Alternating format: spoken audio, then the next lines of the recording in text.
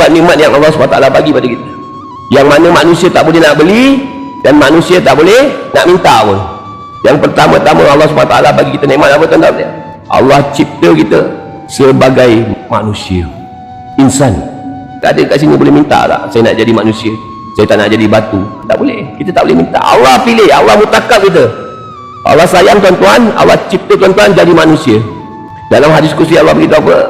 Innamad dunya khuliqat lakum. Allah cipta dunia untuk kita semua. Apa yang kita nampak kan bang, matahari, bulan, bintang semua tu, Allah cipta untuk kita. Allahu Akbar. Kita tak sedar, semua tu untuk kita. Dan Allah SWT ingatkan kita pula, wa antum khuliqtum lil akhirah. Allah cipta kita bukan untuk dunia tapi untuk akhirat. Nikmat yang kedua yang kita tak boleh nak beli, dan nikmat yang kita tak boleh nak minta sekalipun, Allah mutakab, Allah SWT pilih. Allah SWT cipta kita pula jadi umat Nabi sallallahu alaihi wasallam. Muhammad Mustafa, Sayyidul Mursalin, Imamul Anbiya, Khataman Nabiin. Kita dapat jadi umat Nabi sallallahu alaihi wasallam. Ini orang jadi umat Nabi tak bangga dia. Sedangkan Nabi-Nabi terdahulu cemburu dengan kita. Tak dapat jadi Nabi, minta pada Allah, ya Allah tak dapat jadi Nabi pada umat ni, Allah izinkanlah kami untuk jadi umat pada Nabi terakhir ni, Allah. Nak jadi macam kita.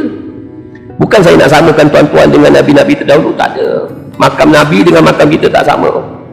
Tapi nak cerita keistimewaan kita ni. Nabi-Nabi dulu minta nak jadi macam kita. Nak amal sunnah Nabi malu-malu, nak pakai serba malu-malu, nak pakai janggut malu-malu, nak pakai jubah malu-malu. Nanti orang kata ni, nanti orang kata tu. Siapa sedia nak amal sunnah insyaAllah? Amal sunnah tuan-tuan. Ini ada janji. Man ahya sunnati faqad ahabbani wa man ahabbani kana ma'iyya fil jannah. Barang siapa yang hidup sunnahku, dia sayang padaku. Barang siapa yang sayang padaku, sesungguhnya dia akan bersama-sama aku dalam surga Allah SWT.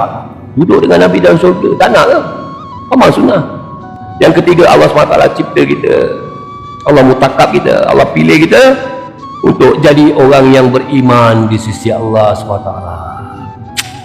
Daripada 8 bilion manusia atas muka bumi ni, kita di antara 2 bilion yang terpilih, lahir daripada rahim wanita yang beragama Islam. Syukur. Kita bukan boleh pilih pun, ya Allah aku nak lahir daripada orang Islam. Tak dapat tuan-tuan.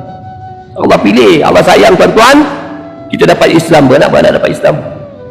Berapa ramai orang kat luar sana tuan-tuan, dia masih belum dapat nikmat iman.